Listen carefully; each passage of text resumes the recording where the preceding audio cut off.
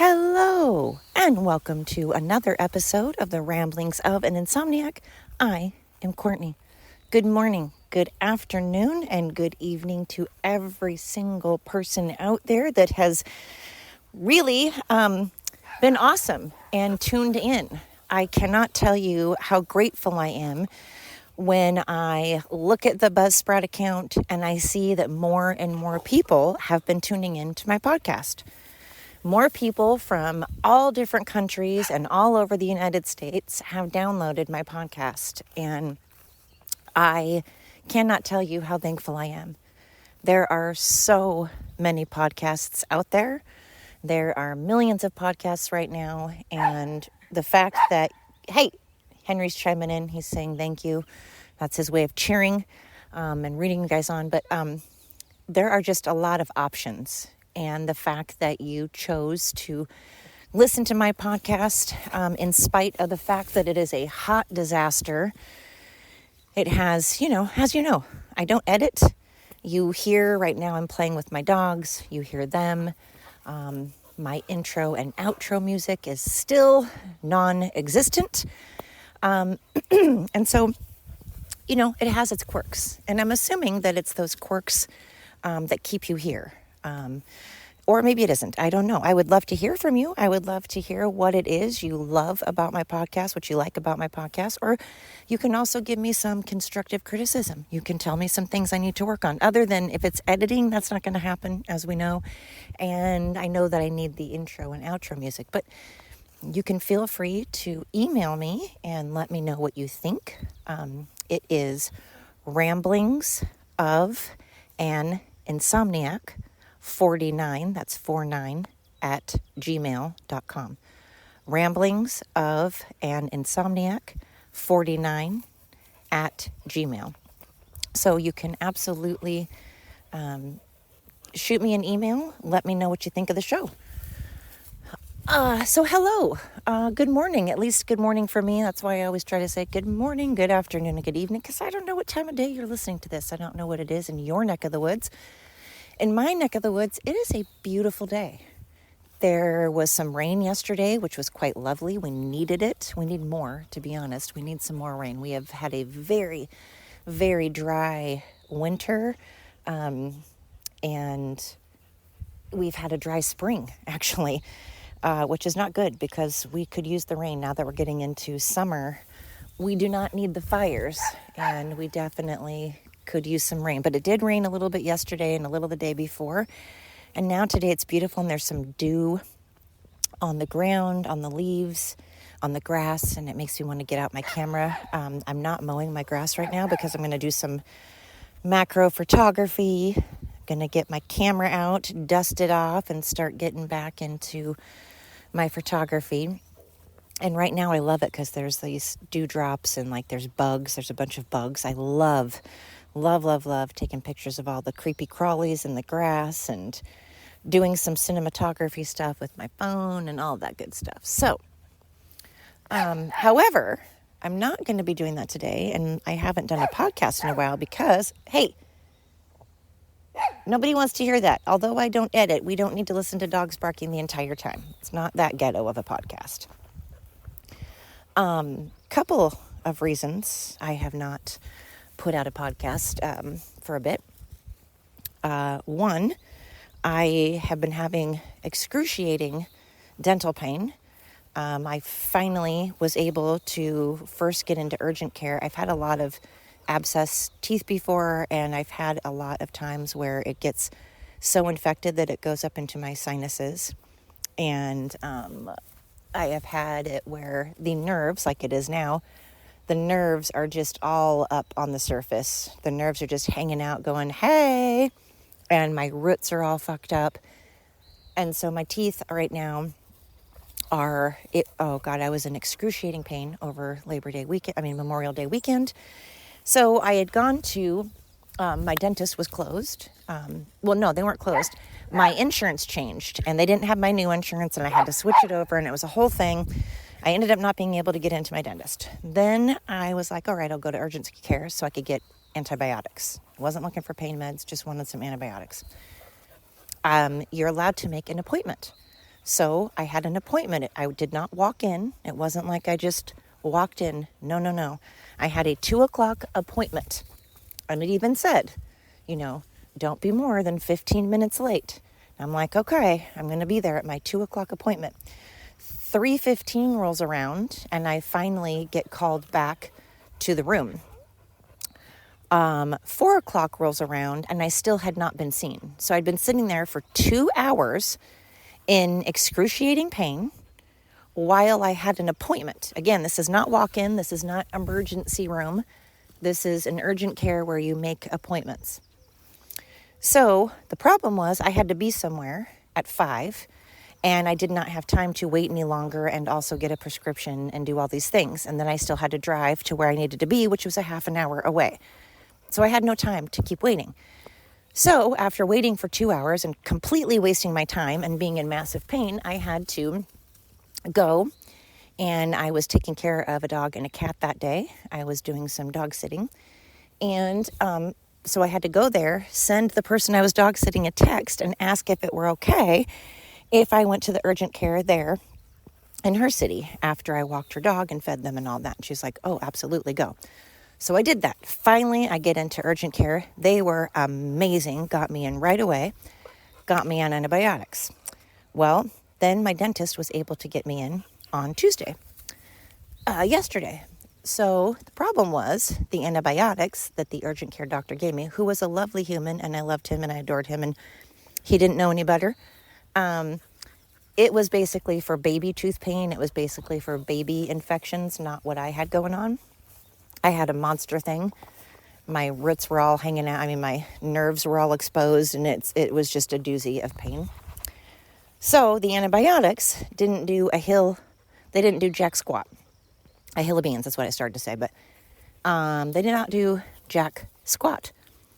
So my dentist gave me some better antibiotics, and now I'm on those. And let me tell you, I have barely been able to eat. I can barely drink anything because hot or cold water, everything ends up setting it off. And it's so inflamed right now that if I barely touch my face, I want to be sent through the roof. I am exhausted because I haven't been able to sleep for the last 6 days because I have been in such pain and I cannot get comfortable. So I'm exhausted. I'm starving. I can barely eat, like I said, and I'm in pain. So that's been great.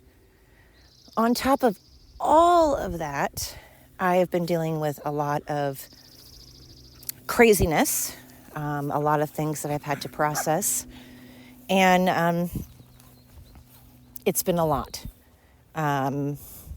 It's been a lot.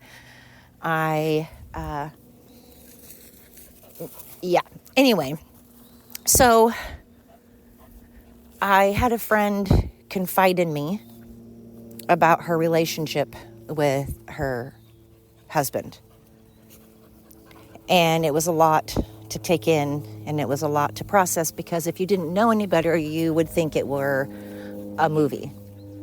It is exactly, sorry, I'm being I'm being video bombed by an airplane. Hang on. Sorry, the airplane was a little much. Again, I'll allow a lot, but my dog's barking incessantly and a bunch of planes is probably too much.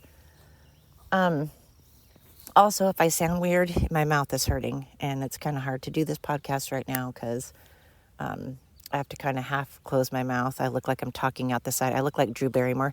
That's really mean because I love Drew Barrymore, and I'm not making fun of Bell's palsy or anything like that, because I was told I have Bell's palsy, and my mouth does droop to the side normally. So I'm kind of holding it so air doesn't get in. But my friend had confided in me about some things with her and her husband, and it was a lot to process, and it was like it would make a great book, and it would make a great movie. Basically, her husband had a whole other life going on. She's been with her husband for 15 years. And in that 15 years, they have gone through a lot. I am talking everything. so many ups and downs. And there was a lot of mental and verbal abuse, and there was a lot of lying. And her husband is an alcoholic, and when he drinks, he is not nice.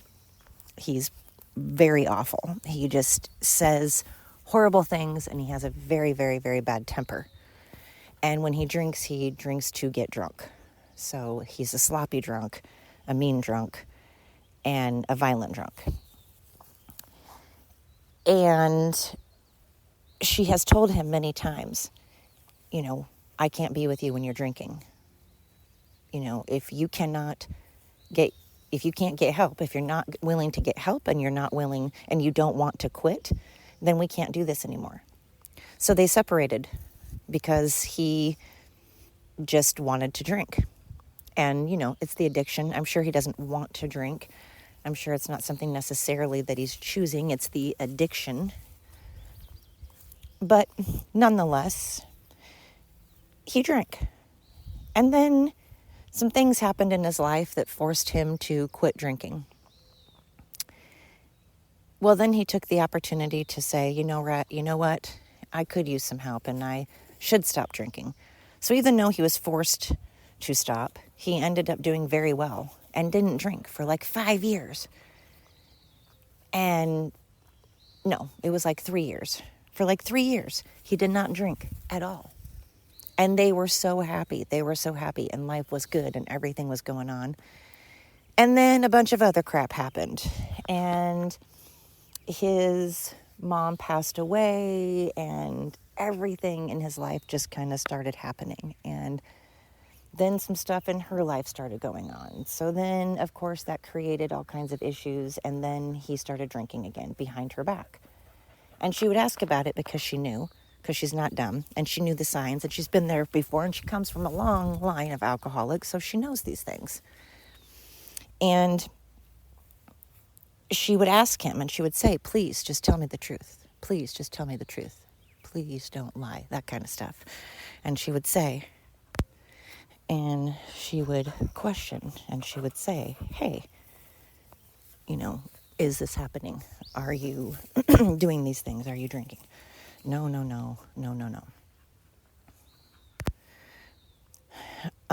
And she would say, hey, just please be honest with me. We can work it out if you just be honest with me. Let's try to fix things. Let's try to work this out. But again, it would be, no, of course not. How dare you? And then he would gaslight her, and he would call her crazy, and he would put her down and get very, very, very angry.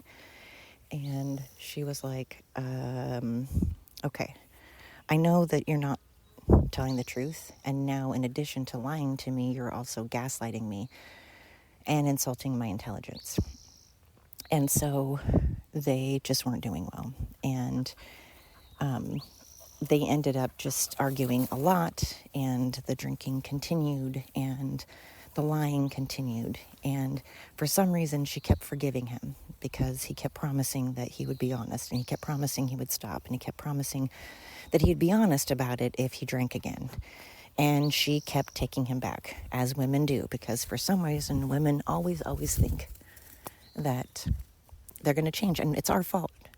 Because, and I hate to say this, it's not something that I get a lot of fans for this. A lot of people get very angry when I say this, but, it's the whole fool me once, shame on you, fool me twice, shame on me. If you're going to continue to pick people that have issues, and you're going to continue to pick people that have problems, that are fixer-uppers, then you can't be all bummed when they're just that, when they turn out to be exactly that, a fixer-upper.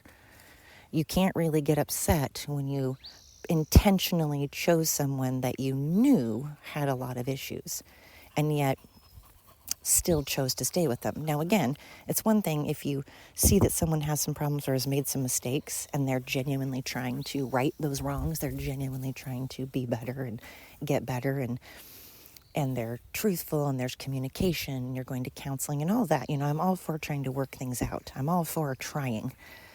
But there is a limit. There's only so many times you can try. But she kept doing it. She kept trying because she kept thinking, I know there's good. I know there's good in there, and I don't want to give up. I don't want this to be a waste. And so she kept trying, and she made it very, very clear. Hey, come on, let's do this. Let's work it out. Let's communicate. Let's be honest. But if you drink ever again, if you ever drink, I swear this is the last time. It's the last time. I won't be able to forgive you. We will have to move on. And she told him that she would move out. Well, she also started suspecting that he was seeing somebody else. And she asked him about it. And again, he gaslit her. And he told her over and over that she was crazy. How dare you? And got offended. How dare you? How dare you accuse me of that? How dare you suggest I would do that? Gaslit her, called her crazy, got angry, got violent. But she knew she was right. She knew it. Women have instincts. Women observe. And she's very, very observant. And keep in mind, she had forgiven this person many, many times. And she had been trying very, very hard with this person and been wanting to work it out with her husband. Not this person, her husband. It wasn't a boyfriend. It wasn't a casual relationship. It was someone she's been with for 15 years and has stuck by and had constantly, forgiven and really wanted to work things out and really did all she could to just try to stand by him. And then instead, he started seeing somebody behind her back. And, of course, that hurt. That hurt a lot. That was like a knife, not only in the heart, but a knife to the brain. Because you're like, what? What just happened? Why did I invest so much time and energy? Why did I stick by you? You've lied and lied and lied, and I've caught you in 1,000 lies, that all of which you blamed me for. Every lie was supposedly me being horrible, or the things that, not me, I'm saying her, she was telling this to me. I'm saying she was telling this to me, and she was like, every lie that he told me, he would always blame on me. He would always say that it was somehow there was an excuse. There was always an excuse, or it was always her fault. The whole manipulative sociopath thing. And so she was like, I don't understand how I've gone through all of this only to, be cheated on, That was like a huge blow. And of course that hurt, especially because at that time, she had decided to move out of their bedroom. She decided that they were going to try to work it out, but they kind of wanted to do it slowly. And they kind of wanted to take a step a little bit back and kind of start over. So she had moved up to the bedroom, and it was at that time that she moved up to the bedroom that he started cheating. And to me, the definition of cheating doesn't have to be sex. It can be having very, very inappropriate conversations, sending inappropriate pictures, talking about the future, talking about your hopes and dreams and your future with someone else. When you are sitting there talking about your hopes and dreams and plans with another woman, and you're developing feelings for another woman, and you're caring about another woman, and loving another woman, and wanting to be with another woman, especially while you're still married to someone who is desperately trying to work it out, that's pretty messed up. It's very messed up. And then she finds out that in addition to all of this, she finds out that she goes to the mail one day and she finds a postcard with something that says, hey baby on it, and a bunch of stuff that clearly was for her husband. And she was like, excuse me? What the fuck is this? And then, of course, he got mad, he got defensive, and he started blaming her for finding it. Somehow it was her fault that she found the postcard from his second lover, from another lover, another mistress. So now she has two women. Now she has two women that have had relationships with her husband while she was sitting there trying desperately to make things work, and while he was telling her she was crazy for thinking it, and also saying he wanted a future with her and he wanted to work it out with her. And she kept saying, "Are you sure? Are you sure? It doesn't seem like you want to work it out. I don't think you want to work it out." And he'd say, "Of course I do." And then would get very, very, very angry when she would suggest, how dare he suggest that, how dare she suggest that he did not want a relationship and that he did not care about her. And then he would do the whole victim thing, excuse thing, and turn it around on her and say, how dare she? How dare she possibly question his love? How dare she think he doesn't love her and want a future? Well, then she finds out about all of this. And she's like, okay, you have an out right now. You're begging me to stay and you're telling me you love me, but you're having relationships with 2 other people. So she's telling me all of this. She's sharing all of this with me, and I am in awe. And I am like, how many women has this happened to? There is a show called Snapped. We've all heard of the show called Snapped. And we know it exists because of shit like this. This is exactly why the show Snapped exists. Because for some reason, men say they can't even handle one woman. Men say they can't even handle one woman. And yet, for whatever reason, they go and have affairs. And some men have multiple lives going on. They have like whole other spouses and kids, like that second life thing. That's crazy. I don't know how on earth people can juggle that. I don't know how people can keep their lies straight. Like, I cannot even remember what I did yesterday. I have no idea. Half the time I don't remember what I did yesterday, let alone try to juggle a whole bunch of different stories and a bunch of different lives.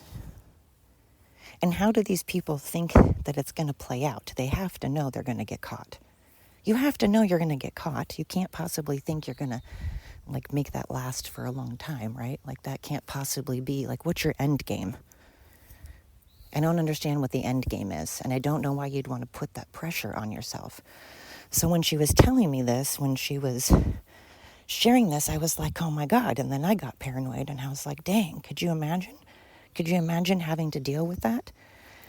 Could you imagine, every time? Obviously, it has to be over between them, obviously.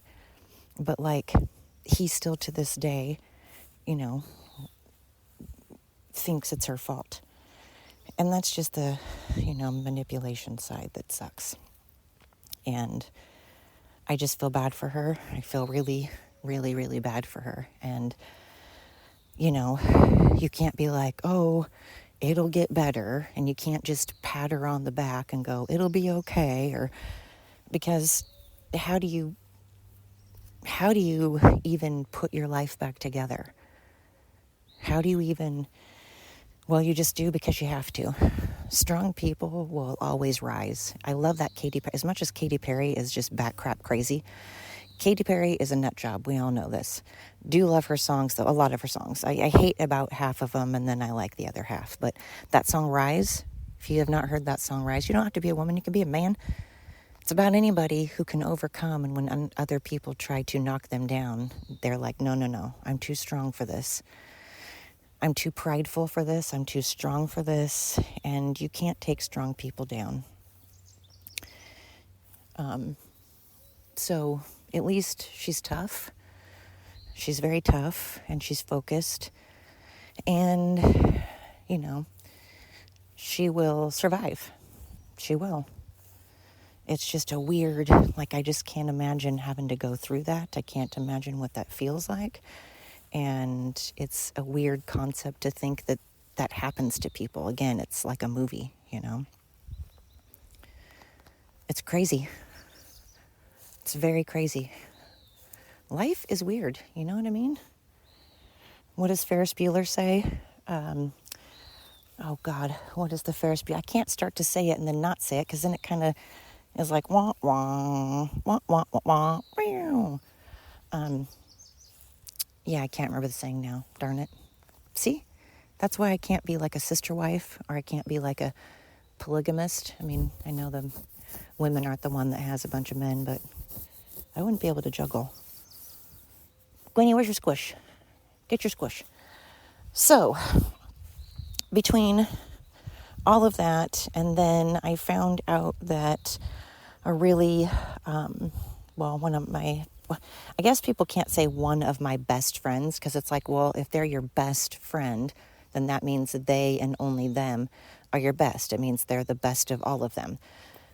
But I hate saying that, because it's like, I have like 5 best friends. I have women that have been in my life for 30 plus years, for 40 plus years. And I don't know, I consider them all equally my friend, but where was I going with this? See, I have not slept, you guys. I have not slept in forever. This tooth has been killing me. It has been in excruciating pain. I haven't been able to sleep in like 6 days. I already wasn't sleeping. I've already been up forever.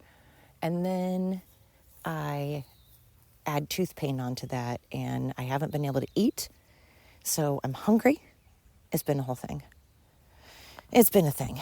Anyway. Today, though, I'm grounding myself. I have got no shoes on right now, and I am walking around in my tall grass, grounding myself, throwing the ball for the dogs, getting my sunshine on, getting my vitamin D on, and my earth, getting some earth power. Earth power, activate. I know it sounds hippie, you guys, but I've talked about this on my podcast before. Grounding, look it up. Walk around. I've always done this. I think Generation X, I think a lot of people do this, not just Generation X. We can't take credit for everything. I mean, we're pretty awesome, but I guess we can't take credit for everything. But walking around with your shoes off is very good for you. Got the healing powers of the earth. So I hope today, whatever you choose to do, I hope that you take a moment to trust your instincts. Instincts are there for a reason. I think women in particular we have great instincts. I'm not saying be paranoid. I'm not saying constantly check over your shoulder. You don't want to live like that. But trust your gut. Trust your instincts. I mean, the worst that's going to happen is, okay, you're a little more safe than you need to be. I mean, is that a bad thing? You're a little more cautious. Okay, that's not bad. Again, I'm not saying, live like someone's stalking you all the time. I'm just saying be aware of your surroundings, be observant. Nowadays, things are absolutely crazy. People are pretty wackadoo, and women are very vulnerable right now. So I remember saying, I'm too old to be sex trafficked. Nobody wants an old, wrinkled, cellulite woman. No one's going to want to sex traffic me. And one of my friends was like, oh, actually, your prime organ, they would want your organs. And I was like, and she was like, and then they cut you open while you're alive and take out your organs. And I was like, well, thanks a lot. I thought no one's going to want me. And now all of a sudden you're telling me I'm like grade A, kidney, and I've got some good organs. I'm like, I was just going about my day, not worried at all. And now you put a whole other level of, freaky in there. I was like, thanks a lot. But it's true. I mean, we do have to be aware. Again, it doesn't mean be paranoid and let it ruin your life by being constantly scared, but also be aware and trust your gut. Trust your instincts, men and women. I'm speaking to men and women. I'm not talking about just women. I want men to be safe. Women can be psycho. Again, that's why there is the show called Snapped, which I think is still going. They still have material. Men, let that be a lesson. There's still material. Snapped is still going on. Not condoning it. Not condoning, just saying I agree that women are also crazy. It is not just men. Humans are crazy. Humans have the potential to do a lot of good, and we have the potential to do some extraordinarily terrible things as well. I like to focus on the good. I really do. And sometimes on this podcast, you're going to get me focusing on the good. Sometimes I'm pissed off as all hell and I'm focusing on the bad, and sometimes I'm in between. You just never know. That's why it's great to listen to my podcast, because you don't know what you're going to get. You don't know what I'm going to ramble about. Depending on my sleep, depending on what I've had to eat in my life, you don't know. Could be politics, could be relationships, could be anything. Who the heck knows? I keep you guessing. It's like that. I give you mental exercises. You're welcome. I'm like the Navy SEALs for your mind. Anyway, I very, very much appreciate every single person that's been tuning me in, whether you've been here since the beginning or today is your first time listening to one of my podcasts. Thank you so much. Remember, I have a YouTube channel. You can like and subscribe there. I could use it. I would appreciate it. Again, TikTok and Instagram, I can't stand them, but I'm on there. But I'm not going to lie, I'm pretty political. And I will probably offend a lot of people if you get on my Instagram and TikTok. I'm a little more zesty. I'm a little more spicy. And I also have Facebook. So please, if you want to support those, that would be awesome. But thank you again for your support now. I hope that going forward, you take it one step at a time. Put one foot in front of the other. Remember to let go of the things you cannot control, and focus on the things that you have solutions for. Focus on the things you have control of. Remember to take that good deep breath in and let it out, and take some time for you. Thank you so much. I appreciate you. Until next time.